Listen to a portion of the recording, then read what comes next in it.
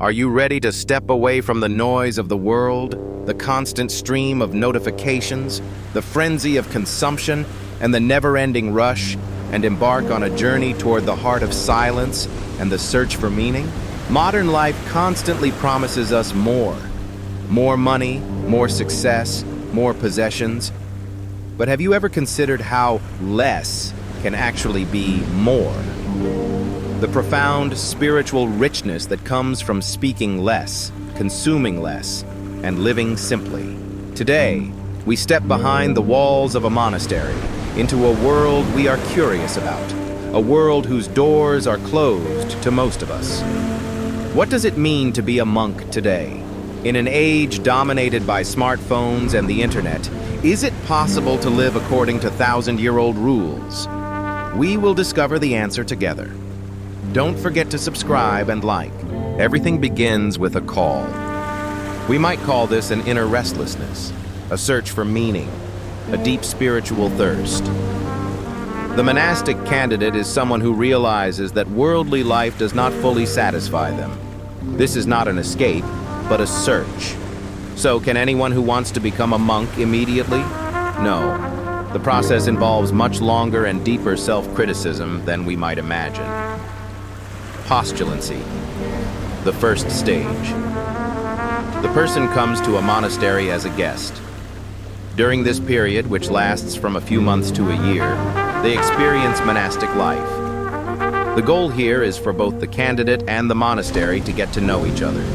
They participate in daily routines, work. Most monasteries bake bread, produce wine, make jam, or engage in other work to support themselves, and pray. But there is no commitment yet. Either side can say, "No, this is not for me." Novitiate. If the candidacy period is successful, the person becomes a novice. This is a sign of serious intent. The novice begins to wear the monastery's special garment, the cassock. This period, usually 1-2 years, involves intensive spiritual and intellectual training. Sacred texts, monastery history, and monastery rules, the most well-known being Saint Benedict's rule, ora et labora, pray and work, are studied in depth. The novice takes lessons from a monastery mother or father, spiritual guide. The goal is to understand whether they are ready to devote themselves completely to this life. Temporary profession. First vow. After the novitiate period ends, the monastic candidate takes the temporary profession vow. This vow is valid for a specific period, usually 3 years. It is a preparation for the final vow, a final test run. The person takes vows of poverty, obedience, and chastity, celibacy. They are now a more official member of the monastic community. Permanent profession, the final and permanent step. After the temporary profession period ends, the monk takes the permanent profession vow, which lasts for life. This is the point of no return, when the person completely dedicates themselves to God and the monastic community. The ceremony is very solemn and emotional. The monk lies down on the ground in a ritual symbolizing dying before death and is covered with a funeral shroud. This symbolizes his death to worldly life, self, and passions. When he rises, he continues his life as a new person. Chapter 2. A day. The rhythm of time in the monastery. So how does a typical day pass for a monk? Contrary to popular belief, it is not a life of imprisonment, but a disciplined set of rituals. Time is divided not by the clock, but by prayers. This is called the divine office, or hours of the liturgy. Vigils, matins, night watch, night prayer. The earliest prayer of the day. At midnight or very early in the morning, around 3 o'clock to 4 o'clock a.m. Performed in darkness and silence, this prayer symbolizes staying awake at a time when the world is asleep, keeping a spiritual watch. Lauds, morning hymn. Dawn, recited to greet the sunrise and give thanks for a new day, performed in the church illuminated by the first rays of daylight. Prime, first hour prayer, around 6 o'clock a.m. A short prayer said before starting daily work. Terce, third hour. Sext, sixth hour. None, ninth hour. Short prayers said approximately every 3 hours throughout the day. They divide the working hours and aim to keep the person in a constant state of prayer and meditation. Vespers, evening prayer. Sunset, a prayer offered as the day draws to a close, expressing gratitude for the events and work of the day. The monastery choir usually sings its most beautiful hymns at this time. Compline, night prayer. The final prayer before bedtime. It is a prayer of reflection on the day, seeking peace and protection, and spiritually closing the day. After the prayer, the great silence usually begins. No one speaks until morning, except when necessary. Chapter 3, the meaning of the vows: poverty, obedience, chastity. These three concepts, which form the basis of monastic life, are completely at odds with the values of the modern world. So what do they really mean? Vow of poverty. This does not simply mean being without money. The vow of possessing nothing is personal. Monks do not have personal belongings such as cell phones or laptops. Everything belongs to the monastic community. The goal is to be free from the sense of ownership, from saying, mine. This is a way to eliminate selfishness and strengthen the community spirit. You don't want a car or a house. The monastery needs a minibus or a building, and you use it for the community. Vow of obedience. This is not blind obedience. It is a vow to give up your own will.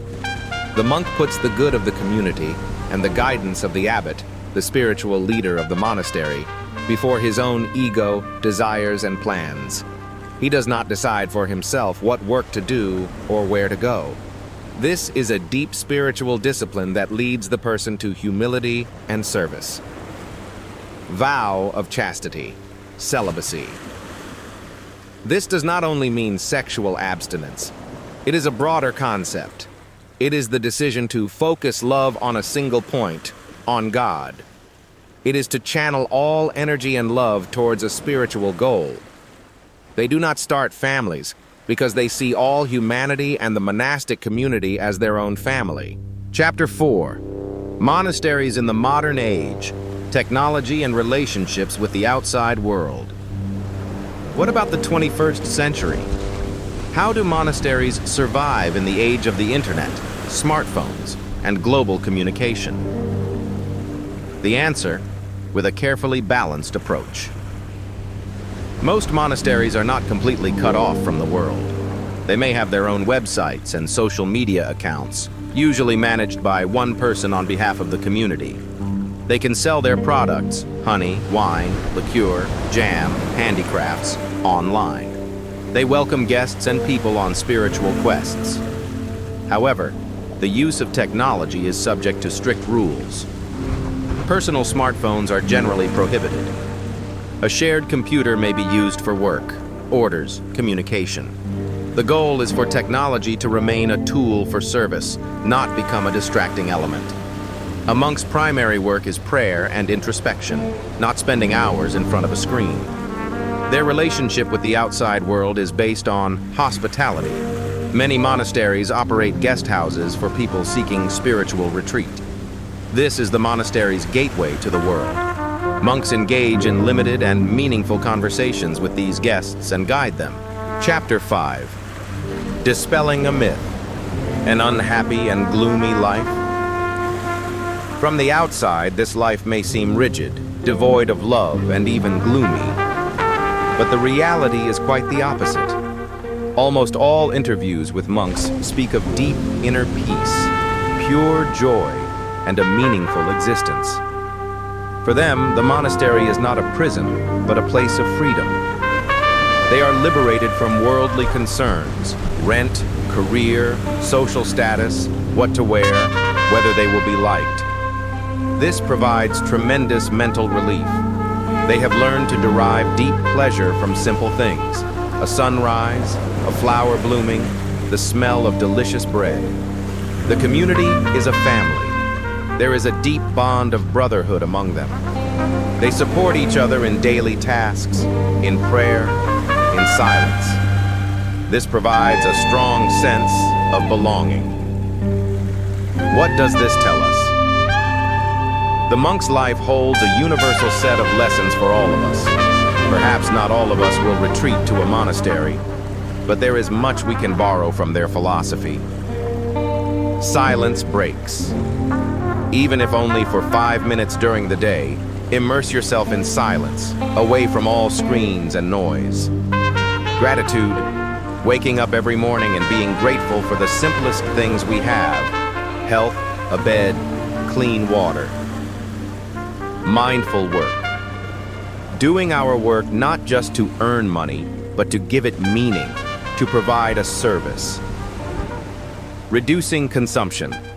Being able to be happy with less, avoiding unnecessary consumption that only makes us happy temporarily. Community. Investing in real, face-to-face relationships and community bonds rather than online friends.